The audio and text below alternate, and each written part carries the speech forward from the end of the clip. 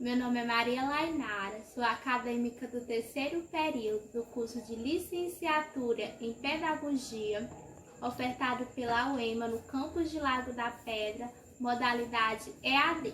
Estou aqui para apresentar um trabalho na disciplina de História da Educação Brasileira, que traz como título a modernidade, o fortalecimento da burguesia e a educação. Para iniciarmos sobre esse conteúdo, devemos entender primeiro que a Idade Moderna foi um espaço entre a Idade Média e a Idade Contemporânea, onde ela surgiu as bases, que surgiu as bases sociais e econômicas da sociedade moderna. Esse período compreende de 1453 a 1789, no qual predominou o regime absolutista, a concentração do poder no clero e na nobreza, fragilizando dessa forma a educação. Esse regime acabou, digamos por assim, com a Revolução Francesa em 1789, que defendia os ideais de liberdade, igualdade e fraternidade. A burguesia. O que foi essa burguesia? Bem, ela surge com o surgimento também do capitalismo, que é caracterizado então por uma classe média formada a partir de atividades do comércio e artesanais.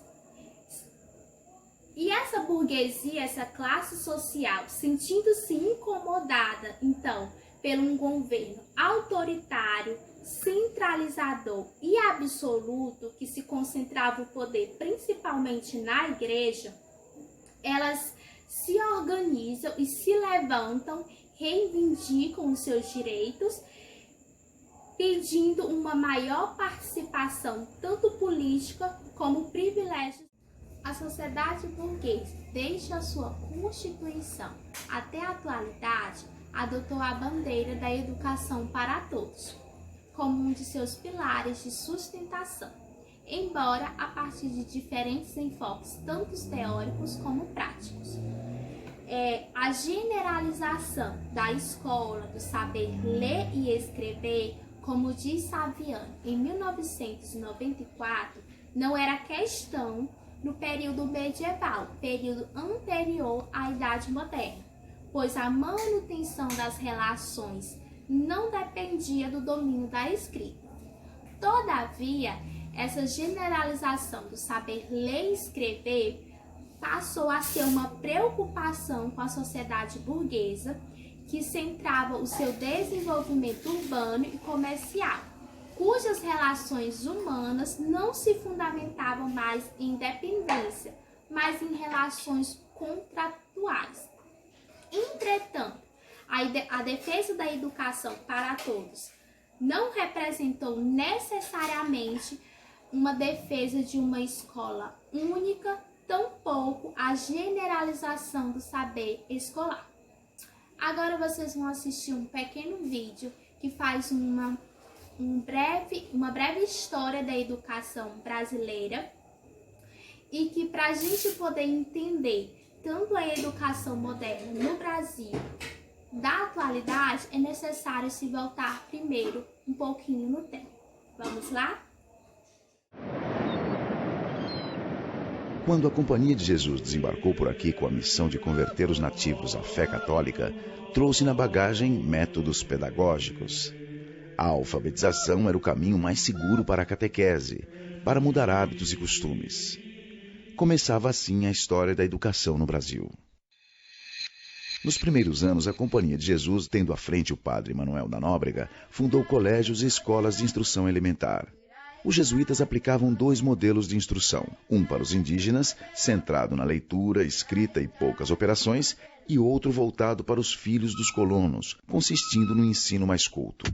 Durante os 210 anos de serviços educacionais prestados pela Companhia de Jesus, toda a ação pedagógica foi marcada pela ausência de discussão. O pensamento crítico passava longe das salas de aula.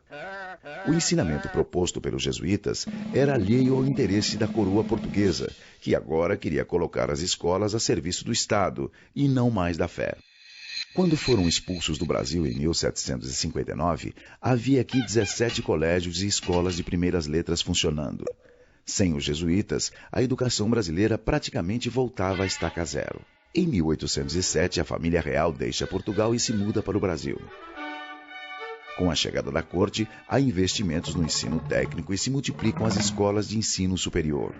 Por outro lado, a educação popular, com estudos primários e médios, fica esquecida. O período é de poucos avanços. Com a independência em 1822, aparecem os primeiros sinais do ensino como instituição. Um artigo na primeira Constituição Brasileira de 1824 não deixa dúvida. A instrução primária é gratuita para todos os cidadãos. 10 anos se passam até que um ato institucional transfere aos estados o dever de se responsabilizar pelos ensinos primário e secundário. Longe do papel, os números eram alarmantes. Em 1844, a rede de ensino básico atendia a pouco mais de 2.400 alunos. No Brasil, a população infantil era então de mais de 250 mil crianças. Entre 1889 e 1929, a educação brasileira teve a influência do pensador francês Auguste Comte, que pregava o ensino leigo, livre e gratuito. O analfabetismo no Brasil chegava, segundo o Instituto Brasileiro de Geografia e Estatística, a 65% da população. Após a Primeira Guerra Mundial, há um surto industrial. Aumenta o operariado entre imigrantes italianos e espanhóis. A partir de 1930, a educação como instituição ganha contornos mais definidos com a criação do Ministério da Educação e Saúde Pública pelo governo provisório de Getúlio Vargas.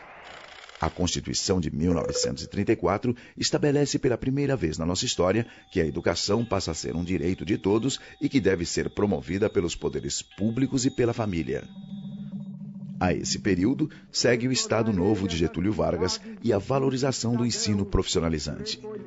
Nesta época, o ensino era dividido em 5 anos de curso primário, 4 de curso ginasial e 3 de colegial. Em 1947, o governo federal lança uma campanha nacional de alfabetização. Durante o período da ditadura militar, de 1964 a 1984, o ensino superior privado ganharia espaço. Para acabar com o excedente de estudantes aprovados e sem vagas nas universidades, foi criado o exame de vestibular classificatório. Com o fim do regime militar, educadores de diversas áreas do conhecimento passaram a discutir o ensino de uma forma mais ampla e democrática. Com a promulgação da nova Constituição em 1988, nasce a última versão da LDB. Baseada no princípio do direito universal à educação para todos, ela traz entre suas principais características o ensino fundamental obrigatório e gratuito, a gestão democrática do ensino público e progressiva autonomia pedagógica e administrativa das unidades escolares.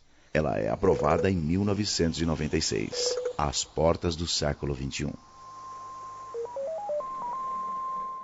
Bem, com esse vídeo podemos perceber que a educação brasileira é um processo contínuo e que está bem longe de uma perfeição.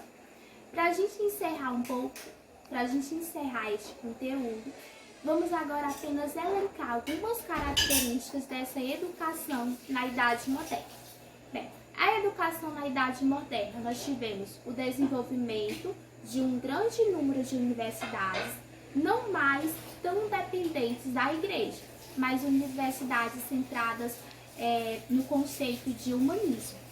Nós temos também escolas ligadas ao comércio e ao manuseio de números, ateliês de artes e ofícios diversos.